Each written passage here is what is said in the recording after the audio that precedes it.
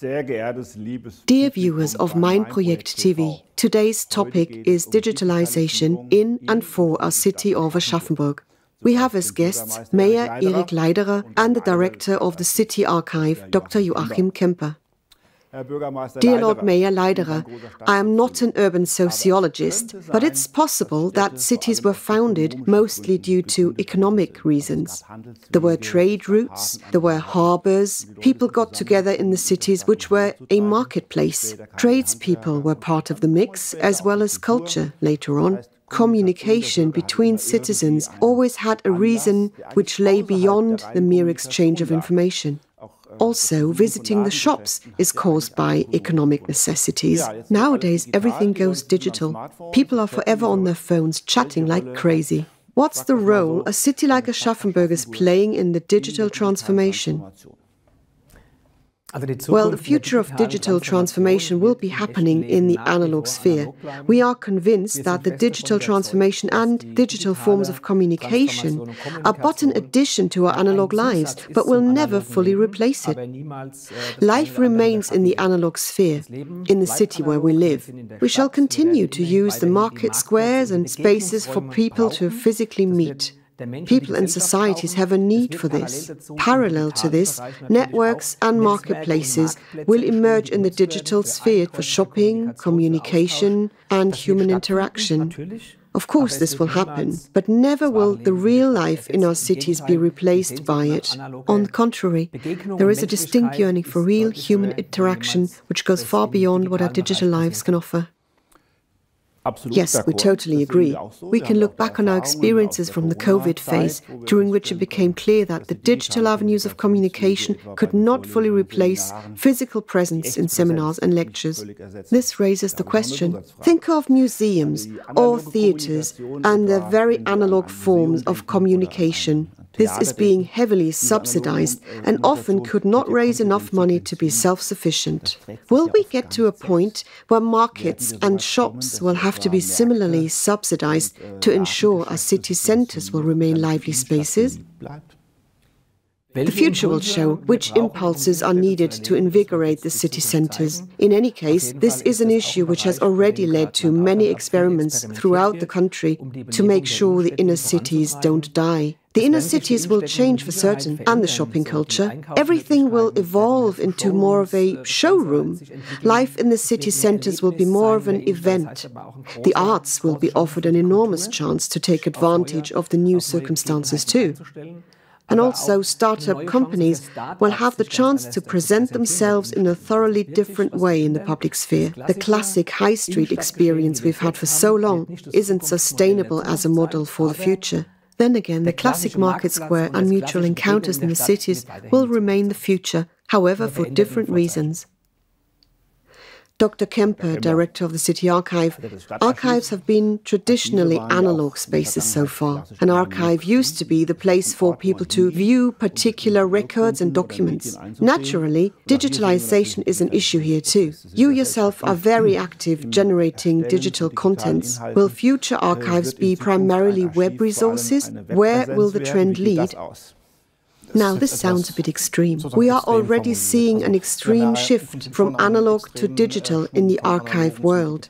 It's also a mental chasm between the spheres, which is causing problems for many colleagues. Traditional archives have functioned in the same manner for the last 2 centuries. This was the basis for archival studies and training. We know how to file and evaluate documents, how to create access for the public. We know the reading room, how files are being transferred from public administration. We can decide which documents are worthy of being archived. How will this work in future? Here the digital transformation has brought about massive changes. We can also observe that abroad, for instance in the Netherlands or the English-speaking world, etc., far greater progress has been made here. In late September of 2022, we had a kick-off conference called an unconference, a non-conference as it were, entitled Dialogue City. Who was part of it and why? Yes, this is an EU project, which means we have European partners with whom we have jointly developed the concept over several months and prepared our bid. There are various partners from Italy involved, for instance, Mondovi, a medium-sized northern Italian town in Piedmont.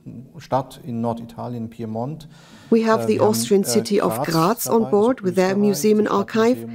There's also Greek participants as well as French, urban developers and architects. The project is called Dialogue City and pretty much represents the digital strategy of the City of Aschaffenburg. I think Leiderer can say a thing or two about it. The idea of Dialogue City emerged in 2021 when we were formulating a smart city bid for the Ministry of the Interior. For 2 or 3 months, the entire team immersed themselves in the subject and found that the smart city bid for the ministry was far too technical. Its entire aim was to cram the city chock-a-block with the latest technology. We kept asking ourselves, is this sustainable? Where are the citizens? Where are dialogue and communication? This is not how we envisage the city of the future. We believe that a smart city which only focuses on technology is not a model for the future, as the centerpiece is missing. And this is how we got the idea to develop a dialogue city instead. Digitalization is only useful if the quality of our real lives is improved by it. Then there's the word dialogue, which combines digital and analog, a lovely pun. And then we announced we want to develop the idea from scratch together with the citizens. That way we won't have to explain our digitalization project later on, because it's already anchored in public discourse. Therefore, our approach was a dialogue city. This is our digital strategy, our method, and we are certain this is the only way to go about it. There's the proven principle that digital has to serve the analog, not vice versa. This is valid here too. So you put people at the center of your consideration. Life is analog, and you still see the individual in the center. We have 2 interfaces, of course with my project, one is with the university and the other with our local economy. Here's a question for the pair of you. Our customers are typically smaller and medium-sized companies. How do they participate? If someone says, I'd like to find out more, this may well improve communication with my prospective clients and such. How do they find a way in? Is an onboarding procedure already planned, or is it still being developed? Yes, there are many ways in. Let me mention one of various initiatives, the Digital Founders Hub for new startup companies. We are continually working in an inner-city forum that keeps up dialogue with the Department for the Promotion of Trade and Industry, and we are ready to try new avenues. Naturally, we like to finance initiatives that will enhance digital inclusion of our inner-city economy. As promoters of trade and industry, we are closely connected to all stakeholders throughout the city.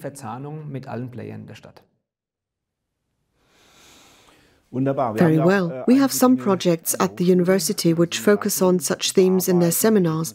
They're dealing with the economic basis for human communication, but also contemporary issues. Fix My City is a form of civic involvement in the digital realm. We see that it's possible for citizens to be heard. When things aren't working, things need to be fixed. And these things are very exciting to watch in our digital age.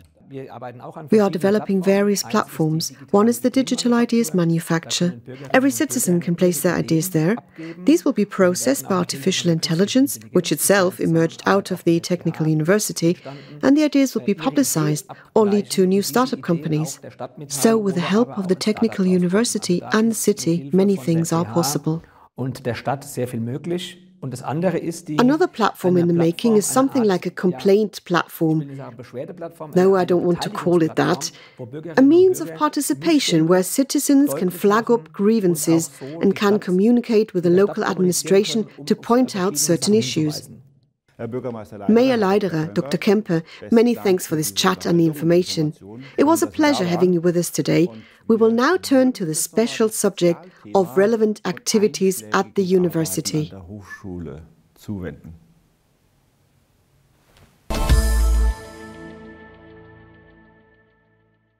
Ms. Schumacher, at the Information Management Institute, we've had a whole series of projects implemented by students together with the City of Aschaffenburg, just to mention e-commerce or the Smart City bid. What is your view on these activities after all those years? Indeed, after all those years, some of them are really a long time ago. We once had a student project called The Influence of E-commerce on Resident Retail Trade. There was a survey amongst shopkeepers who run a stationery business in Aschaffenburg. The aim was to develop a common platform for shopping and deliveries and so on. This in turn led to other concepts, such as the Kleinstadt initiative, which is one example for Aschaffenburg which was realized. Which chances do you see for the more recent projects, for instance, Fix My City, which enables citizens to take part in the ongoing improvement of their urban infrastructure, where they can flag up failings? Is this going to be successful? Well, similar things have been tried in the past. However, I do think such platforms are great to provide a digital solution for such problems.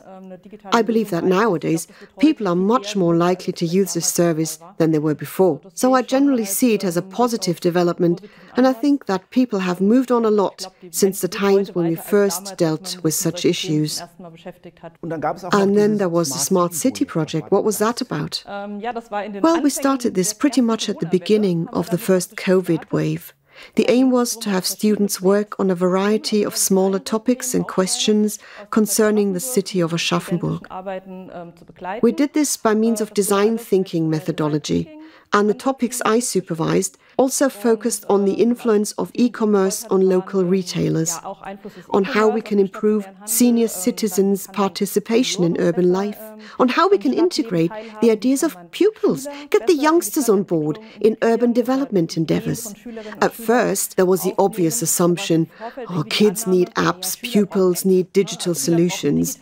And it was exciting to find, after a series of interviews, that if we want to reach pupils, we have to gain physical, analog access to schools, that we have to go to them and explain things in person. They already have apps.